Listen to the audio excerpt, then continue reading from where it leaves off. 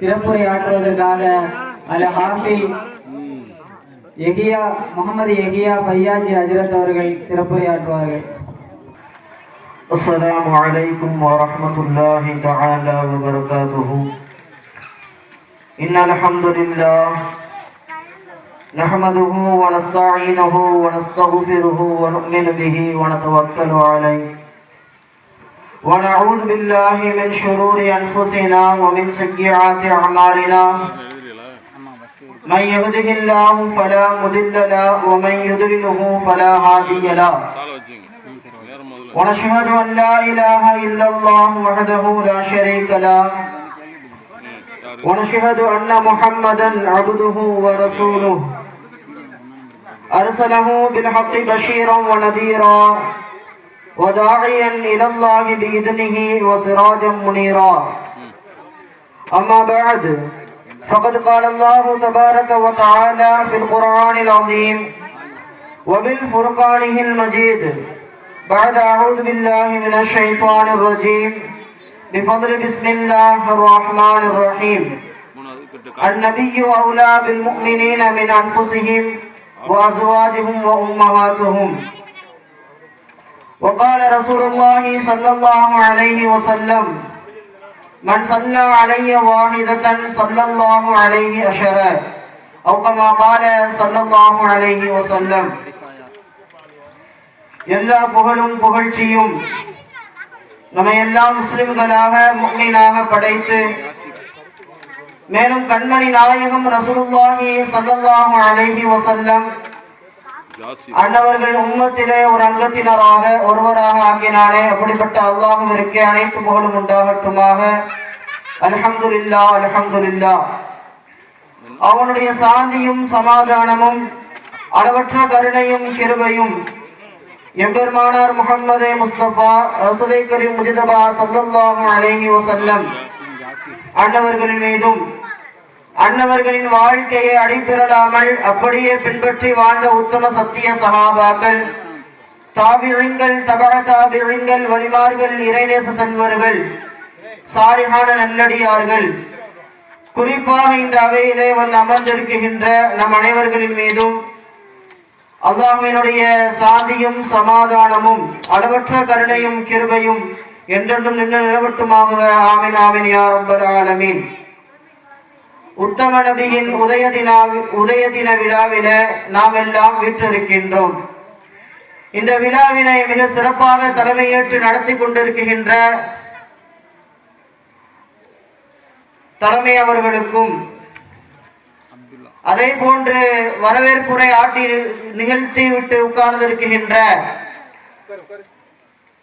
SM சுல்தான் அவர்களுக்கும், வாழ்த்துரை வழங்கிவிட்டு அமர்ந்திருக்கின்ற SMY ஃபாரூக் அவர்களுக்கும், அழகான முறையிலே நிகழ்ச்சியை தொகுத்து வழங்கி கொண்டிருக்கின்ற நம்முடைய பள்ளியினுடைய இமாம் முகமது அலி வாஹிதி அவர்களுக்கும், மற்றும் இந்த அவையிலே பெரும் அங்கத்தினராக வந்து அமர்ந்திருக்கின்ற ஊரார்கள், பெரியோர்கள், தாய்மார்கள், சகோதரர்கள், ஆண்டோர்கள், சான்றோர்கள் அனைவர்களுக்கும் என் இஸ்லாத்தின் காணிக்கையான சலாத்தினை தெரிவித்துவிட்டு என்னுடைய உரையை ஆரம்பிக்கின்றேன். உங்களுடைய பதிலை எதிர்பார்த்தவனாக.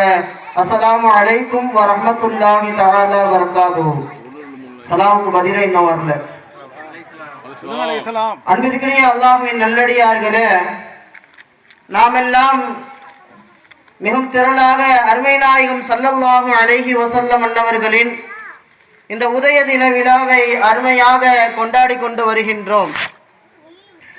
அருமை நாயகம் ஸல்லல்லாஹு அலைஹி வஸல்லம் அன்னவர்களுக்கும் நமக்கும் மத்தியிலே உள்ள பந்தம் என்ன, அவர்களை எதனால் நாம் இந்த உதய தின விழாவை புகழ்கின்றோம், அதற்கான காரணிகள் என்ன என்பதை நாம் கொஞ்சம் விளங்க வேண்டும்.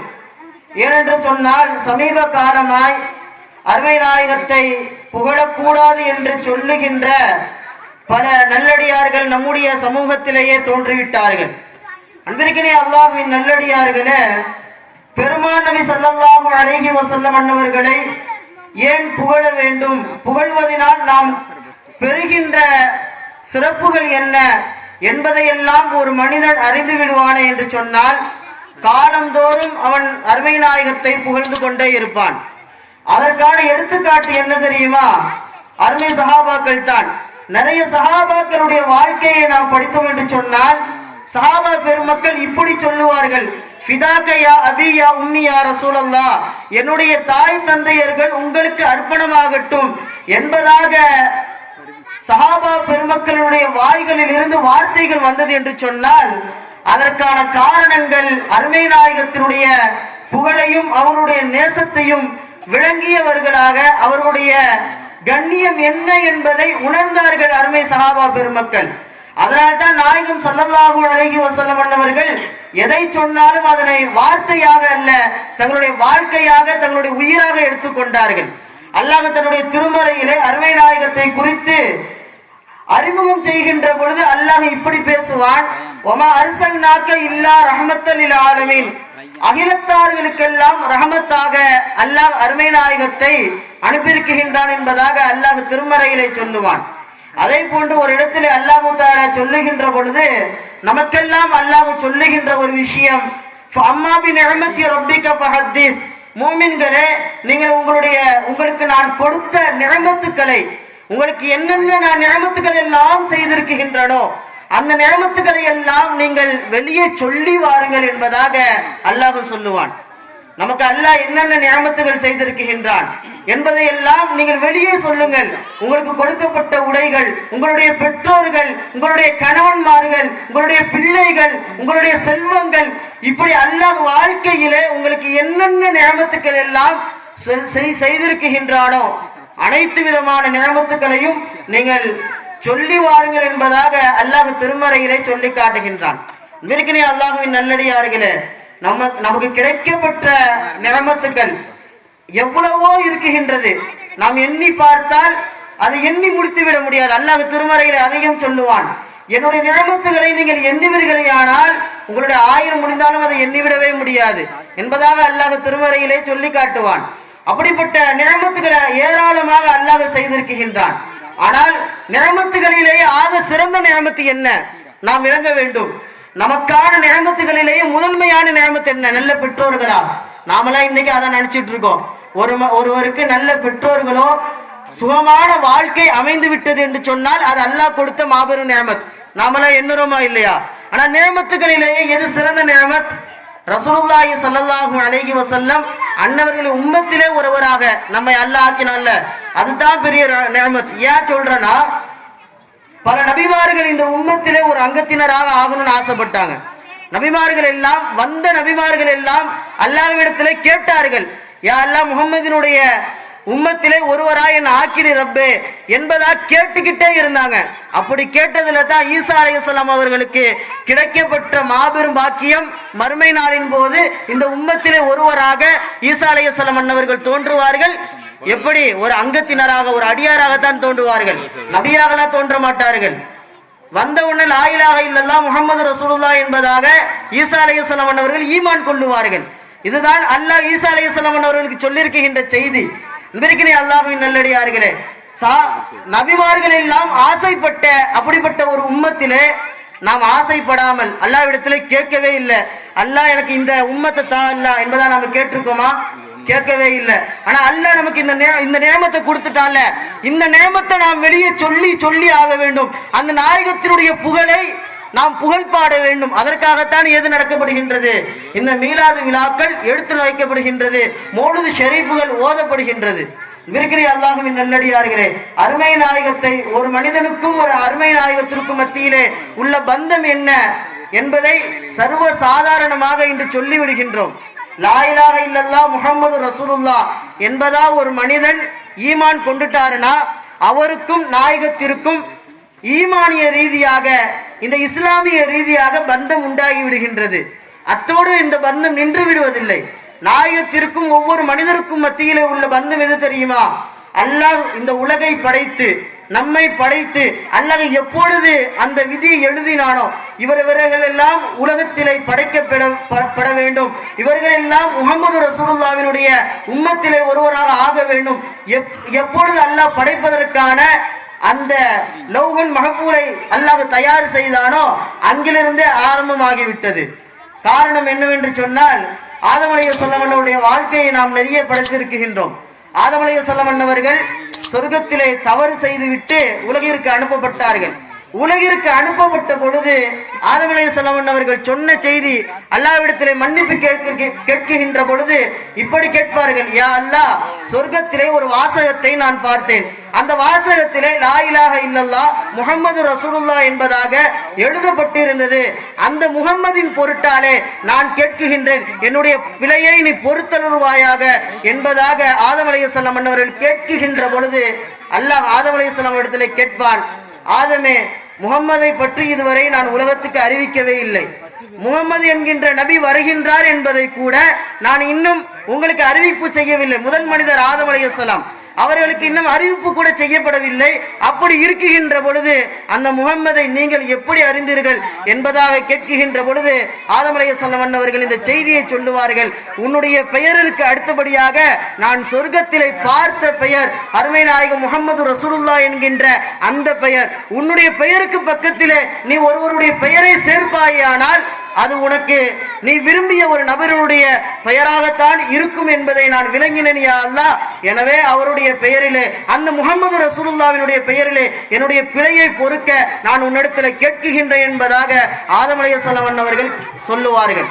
இதற்கினே அல்லாஹ்வின் நல்லடியார்களே, இன்று மௌலிது ஷரீஃப் ஓதுகின்ற உலமாக்களை பற்றி அவதூறு பேசுகின்றவர்கள், மௌலிது ஷரீஃப்களிலே தவறுதல் இருக்குகின்றது என்பதாக சொல்லுகின்றவர்களுக்கு நான் இங்கு சொல்லுகின்றேன், சில வாசகங்கள் அல்லாஹ்வினுடைய விஷயத்திற்கும் இதற்கும் இடைபாடாக உடன்பாடு இல்லாததாக இருக்குகின்றது என்பதாக சொல்லுகின்றவர்களுக்கு நான் அழகாக சொல்லுவேன், அந்த கஃபாருல் ஹதாயா வதுனூபில் மூபிகாத்தி, பாவங்களை மன்னிப்பவரை யா ரசூலல்லாஹ், அழித்தொழிக்கும் பாவங்களை மன்னிப்பவரை யா ரசூலல்லாஹ் என்பதாக பாடுகின்றோம் என்று சொன்னால், அந்த பாடல்களுக்கெல்லாம் இந்த ஆதம் அலைஹிஸ்ஸலாம் அவர்கள் பிழையை பொறுக்க அருமை நாயகம் அவர்கள் காரணமாக ஆகியிருக்கின்றார்கள். அவர்களுடைய பெயரின் பொருட்டாலே கேட்கின்ற பொழுது, நாயகத்தின் பெயரிலே கேட்கின்ற பொழுது ஆதம் அலைஹிஸ்ஸலாம் அவர்களுடைய பாவத்தை அல்லாஹ் மன்னிக்குகின்றான். அந்த மன்னிப்பினுடைய வெளிப்பாடுதான் பாடுகின்றோம், அந்த கஃபாருல் ஹதாயா என்பதாக நாங்கள் பாடி வருகின்றோம். அதே போன்று அதிலே வருகின்ற சில வரிகள், அஸ்ஸலாமு அலைக்க யா முபரி சகாம், நோய் நிவாரணம் செய்பவரே என்பதாக ஒரு அடி வருகின்றது. நோய் நிவாரணம் என்பது யாரு தருவது? அல்லாஹ் தருவது. எல்லாரும் ஈமான் கொண்டு இருக்கின்றோம். யாரை? அல்லாஹ்வை ஈமான் கொண்டு இருக்கின்றோம். இந்த சிறு பிள்ளைகளுக்கு மக்தபுகளிலே சொல்லிக் கொடுக்கப்படுகின்றது அகீதாவினுடைய விஷயத்திலே, நீங்கள் ஈமான் கொள்ளுங்கள், ஆமன்து பில்லாஹி கமாஹுவ, முதலாவது விஷயத்திலேயே சொல்லிவிடுகின்றோம், ஆமன்து பில்லா, அல்லாஹ்வை கொண்டு நீங்கள் ஈமான் கொள்ளுங்கள், வ மலாயிகத்திஹி, அதுக்கப்புறம் தான் மலாயிகத்துமார்கள் ரசூல்மார்கள் எல்லாத்தையும் அடுத்தபடியாகத்தான் வைக்கிறோம். முதலாவது அல்லாஹ்வை ஈமான் கொண்டாச்சு, அல்லாஹ்வினுடைய சிஃபத்துகளை ஈமான் கொண்டாச்சு, அல்லாஹ்வினுடைய குணங்கள் என்ன என்பதை எல்லாம் ஈமான் கொண்டாச்சு. ஈமான் கொண்டதற்கு பிறகு அந்த குணத்திற்கு ஒரு ஒப்பாக அருமை நாயகத்தை நாம் கொண்டு வருவோமா? கொஞ்சம் சிந்திக்க வேண்டும். ஏன் அப்ப அப்படி பாடுனாங்க என்கின்ற விளக்கம் இன்னும் நிறைய பேர்களிடத்துல இல்லை. ஏன் அப்படி சொல்றோம், எதற்காக இப்படி எல்லாம் அருமை நாயகத்தை உயர்த்தி பாடுகின்றோம், அந்த வரிகளுக்கான விளக்கங்கள் என்ன என்பதை ஒருவர் சரியான முறையில விளங்குவாரையானால் அப்படியே அவரும் பாட ஆரம்பித்து விடுவார். யா அஸ்ஸலாமு அலைக்க யா முபரி சகாம் என்பதாக சொல்லுகின்றோம் என்று நாம் யோசிக்க வேண்டும். அருமை நாயகத்திடம் நிறைய சஹாபா பெருமக்கள் வருவார்கள், வந்து எனக்கு இப்படி இருக்குகின்றது யா ரசூலல்லாஹ், என்னுடைய உடல்நிலை சரியில்லை, எனக்காக துஆ செய்யுங்கள் என்பதாக துஆ செய்ய சொல்லி கேட்பார்கள். நாயகம் துஆ செய்வார்கள், அவருடைய பிணி அப்படியே நீக்கப்படும். அவருடைய பிணி நீங்குவதற்கு நாயகம் அவர்கள் ஒரு காரணியாக ஆகின்றார்கள். அதனால்தான் நாம் பாடுகின்றோம், நோய் நிவாரணம் தருகின்றவர் அருமை நாயகம் ஸல்லல்லாஹு அலைஹி வஸல்லம் அவர்களே, உங்களின் மீது சலாம் உண்டாகுவதாக என்பதாக நாம் சொல்லி வருகின்றோம். இதற்கினே அல்லாஹ்வின் நல்லடியார்களே, இதே பைத்துல நிறைய விமர்சனங்கள் வைப்பார்கள். என்ன விமர்சனம் என்று சொன்னா, அஸ்ஸலாமு அலைக்க அஸ்ஸலாமு அலைக்க அஸ்ஸலாமு அலைக்க என்பதாக சொல்லி சொல்லி சொல்லி நாயகத்தினுடைய ஒவ்வொரு புகழையும் எழுதியிருப்பார்கள் கவிஞர்கள். அந்த கவிகளை சொல்லுகின்ற விமர்சனவாதிகள் சொல்லுவார்கள், ஒரு வாட்டி ஒருவருக்கு சலாம் சொன்னா போதும் இல்ல, ரசூலுல்லாஹ்வுக்கு எதுக்கு இத்தனை சலாம் என்பதாக கேட்பார்கள். நான் ஒரு விஷயத்தை சொல்றேன், ரசூலுல்லாஹ்வை நாம் எந்த அளவிற்கு புகழ்ந்து கொண்டே இருக்கின்றோமோ அந்த அளவிற்கு நம்முடைய உயர்வு அதிகப்படுத்தி கொண்டே இருக்கும், அதிகமாகி கொண்டே இருக்கும். இப்போது ஒரு பெண்மணி, ஒரு தோழி ஒருத்தவங்க வந்து பயான் பேசினாங்க. ரசூலுல்லாவை புகழ்வதனுடைய சிறப்பை குறித்து சொல்லுகின்ற பொழுது அழகாக சொன்னாங்க, ஒருவர் ரசூலுல்லாவை புகழ்ந்தார் என்று சொன்னால் அவருக்கு 10 விதமான நன்மைகள் எழுதப்படுகின்றது. ஒரு முறை புகழ்ந்தாதா இது? ஒவ்வொரு வாட்டியும் நம்ம புகழ புகழ பல்லாயிரக்கணக்கான நன்மைகள் நமக்கு அல்லாஹ் எழுதி கொண்டே இருப்பான். அதனால்தான் கவிப்பாடுகளிலே எதுவும் ஒரு பைத்தோடு நிறுத்தி விடாமல் அழகான முறையில் பல பைத்துகளை பாடிக்கொண்டே இருக்கின்றோம். இப்படியெல்லாம் பாடலாமா என்கின்ற கேள்வியும் விமர்சனங்களும் வைப்பதுண்டு. அருமை நாயகம் ஸல்லல்லாஹு அலைஹி வஸல்லம் அவர்கள் புகழ் பாடுவதை அனுமதித்தார்களா தடுத்தார்களா என்கின்ற பொழுது புகாரி ஷரீஃபே ஆதாரமாக இருக்கின்றது. ஹஸ்ஸான் இப்னு சாபித்தினுடைய கவிதை வரிகளை புகாரி ரஹ்மத்துல்லாஹி அலைஹி அவர்கள் தங்களுடைய கிரந்தங்களிலே அழகாக எழுதியிருப்பார்கள். எப்படியெல்லாம் ஹஸ்ஸான் இப்னு சாபித் பாடினார், ரசூலுல்லாஹ்வுக்கு எப்படியெல்லாம் அவர்களுக்கு அனுமதி கொடுத்தார்கள் என்பதை குறித்து அழகான முறையில் புகாரி ஷரீஃபிலே புகாரி இமாம் அவர்கள் அழகாக தொகுத்திருப்பார்கள். இதற்கு அல்லாஹ்வின் நல்லடியார்களே, ஹஸ்ஸான் இப்னு சாபித் அந்த சஹாபியினுடைய வயது 120 வயது. 120 வயது வரை வாழ்ந்த அந்த சஹாபியினுடைய வாழ்க்கையை நாம் கொஞ்சம் பிரட்டி பார்ப்போமேயானால் அவர்களுடைய 60 ஆண்டு காலங்கள் எப்படி இருந்தது என்று சொன்னால், நாயகத்தை இகழ்ந்து கவி பாடியவர். அரபி லோகத்திலேயே அதிகமான கவிகள் பாடியவர் ஹஸ்ஸான் இப்னு சாபித். அப்படி இருக்கின்ற ஹஸ்ஸான் இப்னு சாபித் தங்களுடைய 60 வயது வரை அருமை நாயகத்தை இகழ்ந்து இகழ்ந்து இகழ்ந்து இகழ்ந்து பாடிக்கொண்டே இருப்பார். எப்பொழுது ஈமான் கொண்டாரோ, ஈமான் கொண்டு விட்டு அருமை நாயகத்திடம் வந்து சொல்லுவார், யா ரசூலல்லாஹ், நான் இவ்வளவு காலங்கள் 60 ஆண்டுகள் உங்களை இகழ்ந்து பாடிவிட்டேன், உங்களுடைய கண்ணியத்தை குறைத்து நான் பாடிவிட்டேன், உங்களை திட்டி திட்டி நான் பாடிவிட்டேன். இன்மேல் அடுத்து வருகின்ற என்னுடைய வாழ்விலே நான் உங்களை புகழ்ந்து பாட இருக்குகின்றேன் என்பதாக அருமை நாயகத்திடம் சொல்லுகின்ற பொழுது இன்று விமர்சனம் வைப்பவர்கள் அருமை நாயகத்தை ஏன் பாட வேண்டும், நாயகம் அனுமதித்தார்களா என்பதாக எல்லாம் கேள்விகள் கேட்கின்றார்கள். நாயகத்தை புகழ்வதனால் நாயகம் ஸல்லல்லாஹு அலைஹி வஸல்லம் அவர்கள் அதற்கான அனுமதி கொடுத்தார்களா என்பதாக கேட்கின்றார்கள். ஹஸ்ஸான் இப்னு சாபித் ரலியல்லாஹு அன்ஹு அவர்கள் அருமை நாயகத்திடம் சொல்லுகின்ற பொழுது அருமை நாயகம் சொல்லுவார்கள், நாயகம் ஸல்லல்லாஹு அலைஹி வஸல்லம் அவர்கள் நீங்கள் பாட வேண்டாம் என்பதாகவெல்லாம் சொல்லல. அழகாக சொல்லுவார்கள் நாயகம் ஸல்லல்லாஹு அலைஹி வஸல்லம் அவர்கள், அல்லாஹும்ம அய்யதஹும் பிரூஹில் குத்தூஸ். நாயகம் அவர்கள் ஹஸ்ஸான் இப்னு சாபித்துக்கு துஆ செய்வார்கள். ரூஹுல் குத்தூஸான ஜிப்ராயில் அலைஹிஸ்ஸலாம் அவருடைய உதவியை அல்லாஹ் உங்கள் மீது பலப்படுத்துவானாக. நீங்கள் இந்த மஸ்ஜித் நபவியிலேயே நீங்கள் அமர்ந்து புகழ் பாடுங்கள் என்பதாக நாயகத்திற்கு துஆ செய்து விட்டு நாயகம் அவர்கள் அடுத்தபடியாக அந்த மதீனாவிலேயே ஒரு மிம்பரை அமைத்து கொடுத்து அதில் ஹஸ்ஸான் இப்னு சாபித்தை நீங்கள் கவி பாடுங்கள் என்பதாக சொல்லுவார்கள். ஹஸ்ஸான் இப்னு சாபித் அதிலிருந்து பாட ஆரம்பித்தவர் தங்களுடைய 60 ஆண்டு காலத்தை அருமை நாயகத்தை பாடிக்கொண்டே வந்தார். அவருடைய பாடல் வரிகள் எல்லாம் சிலது இடம்பெற்று இருக்கின்றது வரலாற்றிலே. அவர் கடைசியாக நாயகத்தை புகழ்ந்து பாடியதனுடைய கடைசி வரி என்ன தெரியுமா? இன்னும் நாமெல்லாம் பாடிவிட்டு அருமை நாயகத்தை புகழ் பாடிவிட்டு மௌலிது ஷரீஃபுகளை ஓதிவிட்டு நான் நாயகத்திற்கு இன்னைக்கு இந்த ஒரு முறை செஞ்சிருக்கிறேன், காலர் தூக்கி விட்டு சொல்றோம், சொல்லணும், சொல்லியே ஆக வேண்டும். நாயகத்தை நான் அவர்களை புகழ்ந்ததிலே எனக்கு ஒரு புகழ் இருக்குகின்றது, என்னுடைய முறை இருக்குகின்றது, நான் நாயகத்தை புகழ்ந்திருக்கின்றேன் சொல்ல வேண்டும். அதிலே தற்பெருமை வந்துவிடக் கூடாது, புகழக்கூடாது என்பதாகவும் சொல்லிவிடக் கூடாது. நாயகத்தை நாம் புகழ வேண்டும். அப்படி ஹஸ்ஸான் இப்னு சாபித் அவர்கள் புகழ்ந்து பாடிவிட்டு ஹஸ்ஸான் இப்னு சாபித் அவர்கள் கடைசியாக வைத்த வரிதான் சொன்னார்கள், மாயும் மதஹத்து முஹம்மதன் பி மகாலத்தி. சொன்னார்கள் கடைசியான வரிகளாக, நான் அருமை நாயகம் ஸல்லல்லாஹு அலைஹி வஸல்லம் அவர்களை புகழ் பாடுவதனால் என்னுடைய அருமை நாயகம் ஸல்லல்லாஹு அலைஹி வஸல்லம் அவர்கள் புகழ்ச்சிக்குரியவர்களாக ஆகிவிடவே இல்லை. ஹஸ்ஸான் இப்னு சாபித் ரலியல்லாஹு அன்ஹு அவர்கள் 60 ஆண்டு காலங்கள் பாடிவிட்டு சொன்ன வார்த்தை என்ன என்பதை நாம் தெளிவு கொள்ள வேண்டும். 60 ஆண்டு காலங்கள் நான் நாயகத்தை பாடியிருக்கின்றேன், என்னுடைய கவிகளின் மூலமாக, என்னுடைய பாடல்களின் மூலமாக, என்னுடைய புகழ்ச்சிகளின் மூலமாக நாயகம் அவர்கள் புகழ்ச்சி அடையவே இல்லை. சொல்லிவிட்டு அடுத்த வரிகளை சொல்லுவார், லாக்கின் மதஹத்து மகாலத்தி பி முஹம்மதின். அவர்களை புகழ்ந்ததினால், அவர்களை புகழ்ந்து பாடியதினால் என்னுடைய புகழ், என்னுடைய கவி புகழ்ச்சி அடைந்து விட்டது என்பதாக சொல்லுவார். இப்படிப்பட்ட வார்த்தை அன்பிற்குரியவர்களை சிந்திக்க வேண்டும். நாம் நாயகத்தை புகழ்வதால் நாயகத்தினுடைய புகழ் அதிகமாகிக் கொண்டே இருக்காது, நம்முடைய புகழ் அதிகமாகும்.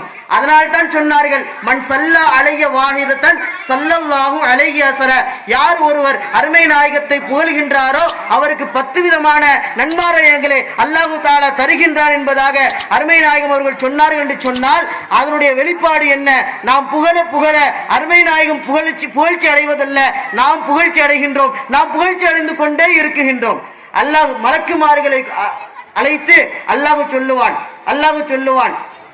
நான் அல்லாஹ்வின் மீது அருமை நாயகம் ஸல்லல்லாஹு அலைஹி வஸல்லம் அன்னவர்களின் மீது ஸலவாத்து சொல்லுகின்றேன், நீங்களும் ஸலவாத்து சொல்லுங்கள் என்பதாக இந்த உம்மத்திற்கு அருமை நாயகத்தை நாம் புகழ வேண்டும் என்கின்ற கட்டளையை அல்லாஹ் தன்னுடைய திருமறையிலே பதிவு செய்கின்றான். அப்படி நாயகத்தை புகழ்ந்து நாம் இப்படி ஒரு மீலாதை நாம் நிகழ்த்துகின்றோம். இந்த மீலாதினுடைய நோக்கம் என்ன? நாயகத்தை புகழ்வது அல்ல. இன்னைக்கு நிறைய பேர் அதை தான் நினைச்சிட்டு இருக்கோம். மீலாதுனா என்ன? நாயகத்தை புகழ்கின்றோம். அப்படி அல்ல, நாயகத்தினுடைய வாழ்க்கையை நாம் நம்முடைய வாழ்க்கையாக மாற்றி வருகின்றோம். அந்த வாழ்க்கையின் மூலமாக நாம் சிறப்படைகின்றோம். அந்த வாழ்க்கையின் மூலமாக நம்முடைய ஊர் சிறப்படைகின்றது. எப்பொழுது நாயகம் புகழப்படுகின்றார்களோ அப்பொழுது நாயகம் அந்த யார் புகழ்ந்தாரோ அவர் சிறப்படைவார். எப்படி ஹஸ்ஸான் இப்னு சாபித் புகழ்ந்தாரோ அவருடைய கவி இன்று வரையிலேயும் புகழ்ச்சிக்குரிய கவியாக இருக்குகின்றது என்று சொன்னால் அதற்கான காரணம் அவர் அவருடைய புகழிலே சேர்த்தது புகழப்பட்ட முஹம்மது ரசூலுல்லாஹி ஸல்லல்லாஹு அலைஹி வஸல்லம் அவர்களே. அன்பிற்குரிய அல்லாஹ்வின் நல்லடியார்களே, நம்முடைய வாழ்க்கையிலே நாயகத்தை ஒரு அங்கமாக இல்லாமல் வாழ்க்கை முழுவதுமாக புகழ வேண்டும். நாயகத்தை புகழ்வதனுடைய வெளிப்பாடு என்ன என்பதை நாம் கொஞ்சம் சிந்திக்க வேண்டும். வரலாற்றிலே ஒரு ஆசிரியர், மதுஹபினுடைய ஒரு ஆசிரியர் அழகாக சொல்லுவார்கள், ஒரு மனிதன் அல்லாஹ்வை நேசிக்குகின்றான்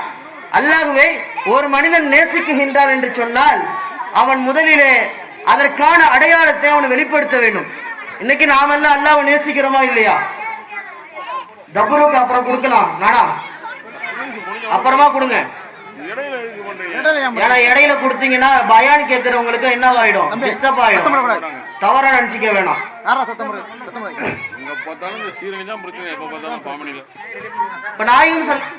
அந்த மார்க்க அறிஞர் அழகாக சொல்லுவார், அல்லாஹ்வை ஒருவன் நேசிக்குகின்றான். நாம் எல்லாம் நேசிக்கிறோம்ல, அதனுடைய அடையாளம் என்ன?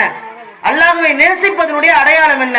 அழகாக எழுதுவார்கள், ஒருவன் அல்லாஹ்வை நேசிக்குகின்றான் என்று சொன்னால் அவன் முதலிலே குர்ஆனை நேசிக்க வேண்டும். ஏன் குர்ஆனை நேசிக்கணும்? அல்லாஹ்வை நேசிக்கிறோம் சொன்னா ஏன் குர்ஆனை நேசிக்கணும்? அதற்கான அடையாளம் எதற்கு குர்ஆனை கொடுத்தார்கள்? நாம் கொஞ்சம் சிந்திக்க வேண்டும். குர்ஆன் என்பது அல்லாஹ்வினுடைய கலாமுல்லாஹ், அல்லாஹ் சொன்ன வார்த்தை. அந்த வார்த்தைகளை நம்முடைய வாழ்க்கையாக நாம் மாற்ற வேண்டும். அப்படி அந்த குர்ஆனை நம்முடைய வாழ்க்கையாக நாம் மாற்றுகின்ற பொழுதுதான் நாம் அல்லாஹ்வை நேசித்ததனுடைய அளவுகோலை நாம் எட்டுகின்றோம். இரண்டாவதாக சொல்லுவார், அந்த குர்ஆனை ஒருவன் நேசிக்குகின்றான் என்பதாக சொன்னால் அதற்கான அடையாளம் என்ன? ஒருவன் குர்ஆனை நேசிக்குகின்றான் என்று சொன்னால் அதற்கான அடையாளம் என்ன என்று சொல்லுகின்ற பொழுது சொல்லுவார்கள், அருமை நாயகம் ஸல்லல்லாஹு அலைஹி வஸல்லம் அவர்களை அவர் நேசிக்க வேண்டும், நாயகத்தை நேசிக்க வேண்டும். எதற்காக நாயகத்தை நேசிக்க வேண்டும்? அந்த குர்ஆனை தந்தவர்கள் அருமை நாயகம். அல்லாஹ் வஹியாக நாயகத்திடம் பிறப்பித்தான், நாயகம் அதை இந்த உம்மத்திற்கு கொடுத்தார்கள். நாயகம் இல்லை என்று சொன்னால் அந்த குர்ஆன் இல்லை, நாயகம் இல்லை என்று சொன்னால் அல்லாஹ்வினுடைய புகழ் நமக்கு தெரிந்திருக்காது, நாயகம் இல்லை என்று சொன்னால் அல்லாஹ்வினுடைய வார்த்தை என்ன என்பதை நாம் அறிந்திருக்க முடியாது. அந்த நாயகம் இல்லை என்று சொன்னால் இந்த மார்க்கம், இந்த தீனுல் இஸ்லாம் என்னவென்பதை நாம் அறிந்திருக்க முடியாது. அதனால் தான் சொல்லுவார்கள், குர்ஆனை ஒருவன் நேசிக்குகின்றான் என்று சொன்னால் அவன் அருமை நாயகம் ஸல்லல்லாஹு அலைஹி வஸல்லம் அவர்களை நேசிக்க வேண்டும் என்பதாக முடித்துவிட்டு சொல்லுவார், ஒருவர் அருமை நாயகத்தை நேசிப்பதாக இருந்தால் அந்த நேசத்தின் அடையாளம் என்ன என்பதை சொல்லுகின்ற பொழுது அந்த மார்க்க அறிஞர் அழகாக சொல்லுவார், ஒருவன் அருமை நாயகத்தை நேசிப்பாரையானால் நாயகத்தினுடைய சுன்னாக்கள் என்பதாக வழி வாழ்க்கை என்பதாக எதுவெல்லாம் இருக்குகின்றதோ அதையெல்லாம் தங்களுடைய வாழ்க்கையாக அவர் ஆக்கிக் கொள்ள வேண்டும். தங்களுடைய வாழ்க்கையிலே நாயகத்தினுடைய வாழ்க்கையை நாம் பேண ஆரம்பிக்க வேண்டும். இன்னும் நாயகத்தினுடைய சுன்னத்துக்கள், நாயகத்தை பின்பற்றக்கூடிய அந்த நிலை நம்மிடத்தில் எந்த அளவிற்கு இருக்கின்றது நாம் கொஞ்சம் சிந்தித்து பார்க்க வேண்டும். இன்று நாயகத்தை புகழக்கூடாது என்பதாக சொன்னதினுடைய விளைபாடு என்ன தெரியுமா? நான் அழகாக சொல்லுவேன், இன்று நாம் எல்லாம் தொழுது முடித்து விட்டு சுன்னத் வல் ஜமாஅத்தினுடைய கொள்கையில இருக்குகின்றது. தொழுது முடித்து விட்டு 33 தடவை சுப்ஹானல்லாஹ் அல்ஹம்துலில்லாஹ் அல்லாஹு அக்பர் 34 தடவை ஓதிவிட்டு லா இலாஹ இல்லல்லாஹ் 10 தடவை ஓதிவிட்டு கூட்டு துஆவிற்கு பின்னால் அருமை நாயகத்தை புகழ்ந்து விட்டு எந்திரிப்போம். இன்று அந்த கூட்டு துஆ இல்லை என்பதாக சொன்னார்கள். இந்த உட்கார்ந்ததற்கு பிறகு அவரவர் தனிமையிலே சுப்ஹானல்லாஹ் அல்ஹம்துலில்லாஹ் ஓதிக்கொண்டு சென்றால் போதும் என்பதாக சொன்னார்கள். நாயகத்தினுடைய காலத்திலே அப்படித்தான் இருந்தது என்பதை நாமும் பார்த்திருக்கின்றோம், ஹதீஸ் அறிவிக்கின்றது.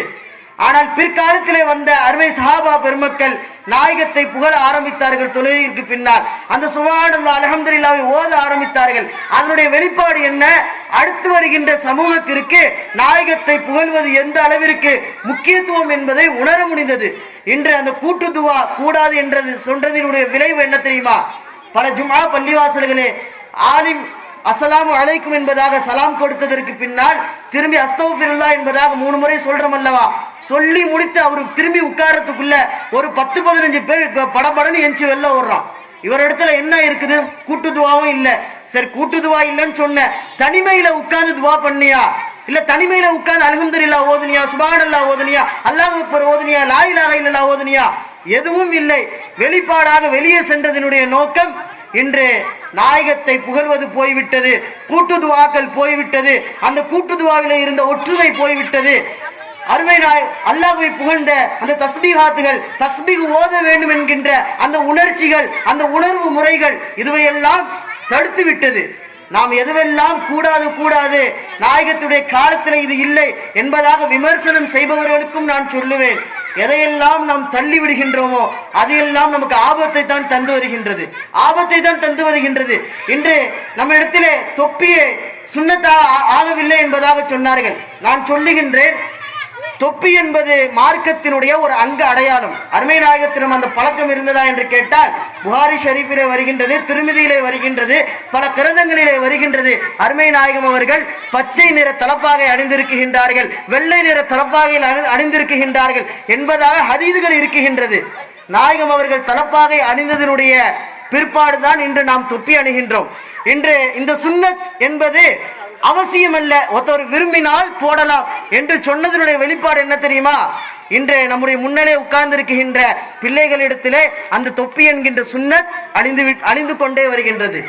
நான் சொல்லுகின்ற நாயகத்தினுடைய சுன்னத், நாயகத்தை புகழ்வதனுடைய நிலை, நாயகத்தை உயர்வாக மதிப்பதனுடைய நிலை, அதுவெல்லாம் எந்த அளவிற்கு முக்கியத்துவமாக நமக்கு மார்க்க அறிஞர்கள் கற்றுக் கொடுத்தார்கள். அதனை எல்லாம் நாம் கீழ்த்தாழ்த்தி நாம் வருவதன் மூலமாக அந்த சுன்னத்துக்கள் அளிக்கப்படுகின்றது, நாயகத்துடைய வாழ்க்கைகள் அளிக்கப்படுகின்றது. வெறுமனையாக மார்க்கம் இதுதான், ரசூலுல்லாஹ் இதைத்தான் சொன்னாங்க, ரசூலுல்லாஹ் நம்மளை போன்ற சாதாரண மனிதர்கள் தான் என்பதாக சொல்லுகின்றவர்கள் கூட இன்று வந்து விட்டார்கள். காரணம், நாயகத்தினுடைய அந்த கண்ணியம், நாயகத்தினுடைய அந்த மதிப்பு என்பதை நாம் சரியான முறையிலே விளங்கவில்லை, அதனுடைய நிலைப்பாடை நாம் அறியவில்லை, அதிலே நாம் குறைகள் காண ஆரம்பித்தோம். அந்த குறைகளினுடைய நிலைதான் இன்று அருமை நாயகம் என்னை போன்ற சாதாரண மனிதர் என்பதாக நாயகம் சொன்னார்கள் என்கின்ற அந்த ஹதீஸை சொல்லிவிட்டு அப்படியே நாயகம் அவர்கள் சாதாரண மனிதர் என்பதாக கடந்து விடுகின்றார்கள். விருக்கினி அல்லாஹ்வின் நல்லடியார்களே, இப்படிப்பட்ட ஒரு சூழல் ஏற்பட்டுவிடக் கூடாது என்பதற்காகத்தான் இந்த மீலாது விழாக்கள். இப்படிப்பட்ட சூழல்கள் நாயகத்தினுடைய கண்ணியத்தை வெளியே சொல்ல வேண்டும். அந்த கண்ணியத்தை சொல்லுவதன் மூலமாக நாம் கண்ணியம் அடைய வேண்டும். அந்த கண்ணியத்தை சொல்லுவதன் மூலமாக நம்முடைய நிலைகள், நம்முடைய வாழ்க்கைகள் உயர்வாக ஆக வேண்டும் என்பதை நாம் விளங்க வேண்டும். நாம் இப்படி நாயகத்தை புகழ்வோமையானால் நம்முடைய வாழ்க்கையிலே எல்லா விதமான கயிறுகளையும் எல்லா விதமான பரக்காத்துகளையும் அல்லாஹ் தந்து கொண்டே இருப்பான். உத்தம நபியின் விழா என்பது வெறும் சாதாரணமாக முடிவதில்லை, நம்முடைய உயிரிலும் மேலாக நாம் நேசித்து செய்யக்கூடிய ஒரு விழா. நான் கடைசியாக ஒரு ஆயத்தை சொல்லி என்னுடைய உரையை முடிக்குகின்றேன். அருமை நாயகம் அவர்கள் நாயகத்தை நேசிக்குகின்ற அளவை அல்லாஹ் திருக்குர்ஆனிலே பதிவு செய்வான். நாமெல்லாம் இன்னைக்கு அருமை நாயகம் சாதாரண மனிதர் என்பதாக சொல்றோம்ல, அதற்கு நான் சொல்றேன், நாயகம் சாதாரண மனிதரா என்பதை இந்த ஆயத்திலே நாம் விளங்கணும். அந்நபியு அவுலா பில் முஃமினீன மின் அன்ஃபுஸிஹிம் என்பதாக அல்லாஹ் சொல்லுவான். அருமை நாயகம் ஸல்லல்லாஹு அலைஹி வஸல்லம் அவர்கள் இந்த உம்மத்தார்களுக்கு, இந்த ஒவ்வொரு மூமின்களுக்கும் நாயகம் அவர்கள் அவர்களுடைய உயிரை விட மேலானவர்கள்.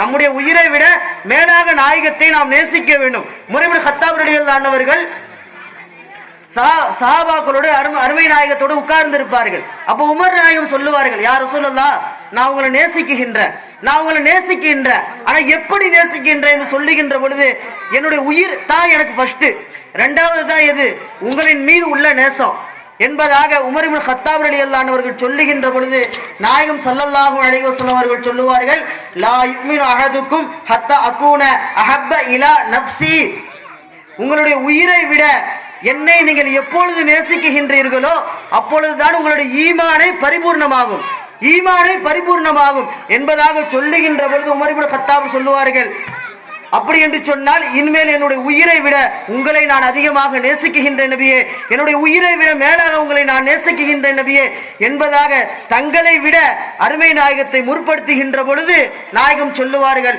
இப்பொழுதுதான் உங்களுடைய ஈமான் பரிபூர்ணமாக ஆகிவிட்டது என்பதாக ஈமானிற்கு முக்கியத்துவம் வைப்பார்கள். உங்களை விட மேலானவன் என்பதை அருமை நாயகம் ஸல்லல்லாஹு அலைஹி வஸல்லம் அவர்கள் அருமை சஹாபாக்களுக்கு அழகாக எடுத்துரைப்பார்கள். பிறக்கினி அல்லாஹ்வின் நல்லடியார்களே, நாம் விளங்க வேண்டும், நாயகத்தினுடைய புகழ்ச்சி என்னவென்று நாம் யோசிக்க வேண்டும். நாயகம் நம்மை விட சர்வ சாதாரணமான மனிதர்களா என்பதை நாம் சிந்திக்க வேண்டும். நாயகம் சர்வ சாதாரணமான மனிதர் என்று சொன்னால் நாயகத்திற்கு அல்லாஹ் இப்படியெல்லாம் சிறப்புகளை குர்ஆனிலே சொல்வதற்கான காரணிகள் என்பதையும் நாம் சிந்திக்க வேண்டும். பிறக்கினே அல்லாஹ்வின் நல்லடியார்களே, அருமை நாயகம் அவர்கள் சாதாரண மனிதர் அல்ல, அனைத்து நபிமார்களுக்கும் தலைவர் அவர்களே. இந்த உலகம் படைக்கப்பட்டதற்கு காரணிகள் அவர்களே.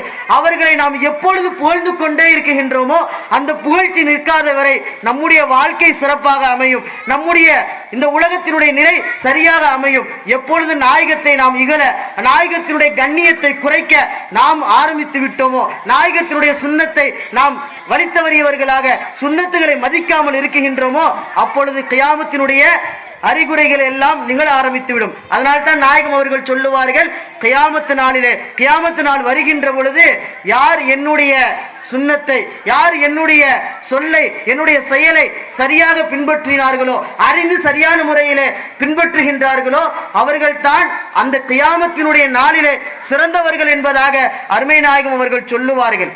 பிறக்கினே அல்லாஹ்வின் நல்லடியார்கள், காரணம் என்ன? நாயகத்தினுடைய புகழ் நாம் குறைக்க நாயகத்தினுடைய சுன்னத்துகளை குறைக்க அந்த கியாமத்து ஏற்பட்டுவிடும். அந்த கியாமத்திலும் நாயகத்தை புகழ்ந்து கொண்டு நாயகத்தை உயர்த்தி கொண்டே இருப்பவர்கள் அந்த காலத்திலே சிறந்தவர்கள். நாம் சிறந்தவர்களாக விளங்க வேண்டும் என்று சொன்னால், நம்முடைய குடும்பங்கள் சிறந்த குடும்பங்களாக இருக்க வேண்டும் என்று சொன்னால் நாயகத்தை நாம் புகழுவோம். இகழ்வோர்கள் இகழ்ந்து கொண்டே இருக்கட்டும், நான் புகழ்வேன் என்பதாக நாம் புகழ்ந்து கொண்டே இருப்போம். அந்த புகழ்ச்சியின் மூலமாக பாவம் செய்கின்றோம் என்பதாக நம் மனதிலே வந்தாலும் புகழுங்கள், அதற்கான பதிலை அல்லாஹ் தருவான். பூசரி இமாம் அவர்கள் தங்களுடைய கவிகளை பாடிக்கொண்டே வருவார்கள். புர்தா ஷெரீப் ஓதுறோம் அல்லவா, அதை பாடிக்கொண்டே வருவார்கள். ஒரு கட்டத்திலே நாயகத்தை ஒரு அளவுக்கு மேல் பாடி முடித்து விடுவார்கள். அடுத்து என்ன சொல்வது என்பதாக தெரியாது. உடனே அதை அப்படி நிப்பாட்டிட்டு படுத்துருவாங்க.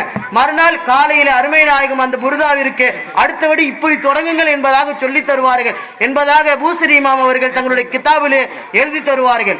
நாயகத்தை அவர்கள் புகழ்கின்ற பொழுது, அவர்களுக்கு உண்மையான நாயகத்தினுடைய நேசம் இருக்குகின்ற பொழுது நாயகம் ஒரு கனவிலே வந்து அந்த நேசத்தினுடைய வெளிப்பாடை அழகாக சொல்லி தருவார்கள். நாம் நாயகத்தின் மீது ஸலவாத் ஓதுவோமே என்று சொன்னால், நாம் நாயகத்தின் மீது புகழ் பாடுவோம் என்று சொன்னால் நம்முடைய வாழ்க்கை அதிகமாகிக் கொண்டே இருக்கும், உயர்ந்து கொண்டே இருக்கும். நாம் எப்பொழுது புகழ்தலை நிப்பாட்டுகின்றோமோ அப்பொழுது நமக்கான இழிவு காலம் ஸ்டார்ட் ஆகிடுச்சுன்னு நாம் நினைவு கொள்ள வேண்டும். அருமை நாயகத்தை புகழ்ந்து கொண்டே இருப்போம். அந்த புகழ்ச்சியின் மூலமாக நாயகம் புகழ்ச்சி அடையவில்லை, நாம் தான் புகழ்ச்சி அடைகின்றோம். அந்த புகழ்ச்சியின் மூலமாக நாம் புகழ்ந்து நாம் புகழ்ச்சி உடையவர்களாக, அருமை நாயகத்தை நேசித்தவர்களாக, நாளை மறுமையிலே நாயகத்தை நேசித்த கூட்டங்களாக ஆகுவதற்கு வல்ல ரஹ்மான் நம் அனைவர்களுக்கும் தௌஃபீக் செய்வானாக.